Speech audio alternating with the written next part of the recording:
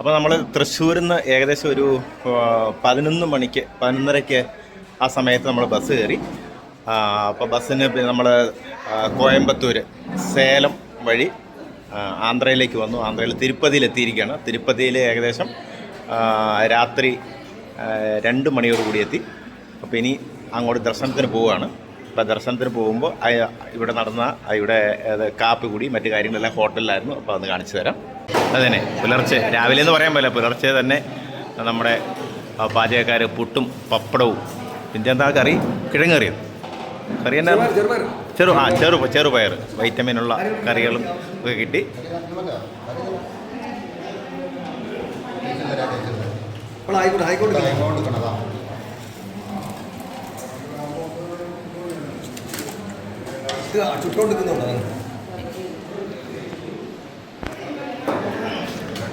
ഹോട്ടലിൽ തന്നെ എല്ലാ സൗകര്യങ്ങളും ഉണ്ടായിരുന്നു. അപ്പോൾ കിച്ചൺ കിട്ടി. എല്ലാവരും നിരനിരുന്ന് ഭക്ഷണമൊക്കെ കഴിക്കുകയാണ്. ഇനി നമ്മൾ ഭക്ഷണമൊക്കെ കഴിച്ചിട്ട് നേരെ തിരുപ്പതിയിലേക്ക് ക്ഷേത്രത്തിലേക്ക് ഇവിടുന്ന് ഒരു ജീപ്പ് അറേഞ്ച് ചെയ്തിട്ടുണ്ട്. ആ ജീപ്പിനാണ് നമ്മളങ്ങ് പോകുന്നത്.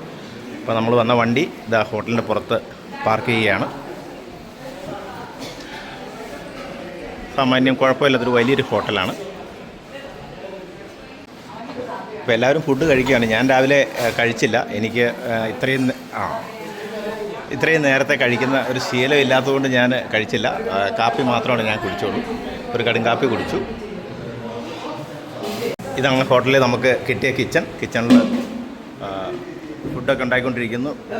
ഇതാ ഇങ്ങനെ കുമ്പത്തിലൊന്നും അല്ല ചുടുന്നത്. നമ്മൾ പുട്ടെന്ന് പറയുന്നെങ്കിലും പുട്ടിന് നനച്ചെടുത്തിട്ട് ഇതുപോലെ ശരിക്കും അത് കട്ട് ചെയ്ത് പുട്ട് കഷ്ണങ്ങളാക്കി എടുക്കുകയാണ്.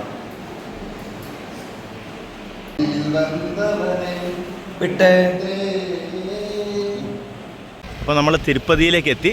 ഇനി ഇവിടെ ഇതാ ഈ കാണുന്ന സ്ഥലത്ത് നമ്മൾ ചെക്കിങ് കഴിഞ്ഞിട്ട് വേണം അമ്പലത്തിനകത്തേക്ക് പോകാൻ.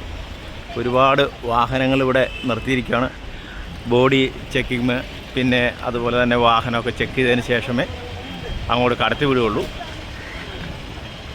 ശക്തമായ ചെക്കിംഗ് ആണ്. കാരണം ഇന്ത്യയിൽ തന്നെ ഏറ്റവും തിരക്കേറിയ ഒരു ക്ഷേത്രങ്ങളിൽ ഒന്നാണല്ലോ ഈ തിരുപ്പതി ക്ഷേത്രം. അപ്പോൾ അതുപോലെ തന്നെ ഇവിടുത്തെ സെക്യൂരിറ്റിയും വളരെ പ്രധാനപ്പെട്ടതാണ്. ശരിക്കും വലിയൊരു സംവിധാനം തന്നെ ഇവിടെ ഒരുക്കിയിട്ടുണ്ട് ചെക്കിങ്ങിന് വേണ്ടി. ഇതാണ് നമ്മൾ അങ്ങോട്ട് കടത്തി വിടുന്നത്.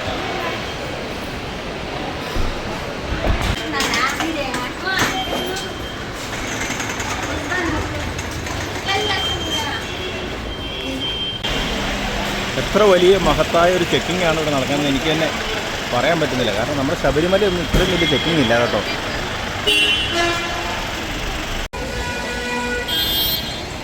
ഒരു ഈച്ച പറന്നാൽ ഇവിടെ അറിയും. അത്ര പെർഫെക്റ്റായ ചെക്കിംഗ് ആണ്. കേരളത്തിലെ നമ്മുടെ ശബരിമലയിൽ ഇതാ തിരുപ്പതി മോഡൽ ദർശനവും ഇതുപോലത്തെ ചെക്കിങ് ഒക്കെ വേണമെന്ന് പറയുന്നത് ഒരു കണക്കിന് നല്ലതാണ്. കാരണം തിരക്ക് നിയന്ത്രിക്കാൻ പറ്റും. അവിടുത്തെ സെക്യൂരിറ്റി നമുക്ക് കാത്തുരക്ഷിക്കാൻ പറ്റും. ഒരുപാട് ഗുണങ്ങൾ ഈ രീതിയിലൊക്കെ ആണെങ്കിൽ ഉണ്ടാകും എന്നാണ് എനിക്ക് തോന്നുന്നത്. ഇനി ബാക്കി നമുക്ക് അമ്പലത്തിലേക്ക് ചെന്നതിന് ശേഷമേ പറയാൻ പറ്റുള്ളൂ. അവിടെ ചെല്ലട്ടെ. നമ്മളൊരു 4 മണിക്ക് ഈ ക്യൂവിൽ കയറിയതാണ്. ഇപ്പോൾ സമയം 6 മണിയായി. എന്നിട്ടും നമുക്ക് പകുതി വരെ എത്താൻ പറ്റിയിട്ടില്ല. ഇനിയും നീണ്ടു നിവർന്ന് ഇങ്ങനെ കിടക്കുവാണ് ക്യൂ.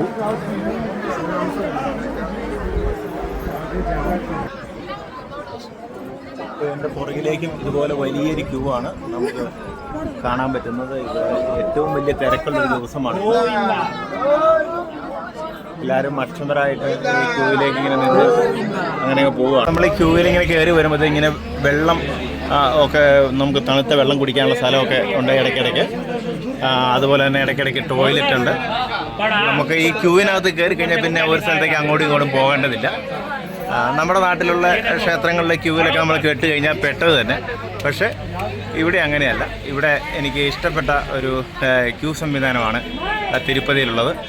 അപ്പോൾ അത് കണ്ടോ, ഒരു ടോയ്ലറ്റ് കണ്ടോ. ടോയ്ലറ്റിൽ നമുക്കിപ്പോൾ അവിടെ വെള്ളം കുടിച്ചിട്ട് നമുക്കിവിടെ ടോയ്ലറ്റിൽ പോകാനുള്ള സംവിധാനം എല്ലാം ഇങ്ങനെ ഒരു 200-300 മീറ്റർ അകലത്തിൽ ഇങ്ങനെ ടോയ്ലറ്റ് കൊണ്ട് വെള്ളം കുടിക്കാനുള്ള സംവിധാനമൊക്കെ ഉണ്ട്. ഈ ക്യൂ കോംപ്ലക്സ് തന്നെ കണ്ടാൽ തന്നെ എന്ത് സ്ട്രോങ് ആയിട്ടാണ് ഇത് പണിത് വെച്ചേക്കുന്നത്, എത്ര ബലവത്തായിട്ടാണ്. നല്ല ഗേഡറുകളൊക്കെ ഉപയോഗിച്ച് നല്ല സ്ട്രോങ് ആയിട്ട് പണിത് വെച്ചിരിക്കുന്ന ക്യൂ കോംപ്ലക്സ് ആണ്.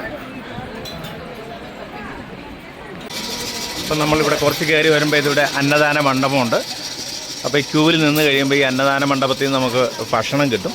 ഇപ്പോൾ ഭക്ഷണത്തിൻ്റെ സമയമായിട്ടില്ല, ഇവിടെ നമുക്ക് ഇടയ്ക്കിടയ്ക്ക് ഭക്ഷണം തന്നുകൊണ്ടിരിക്കും.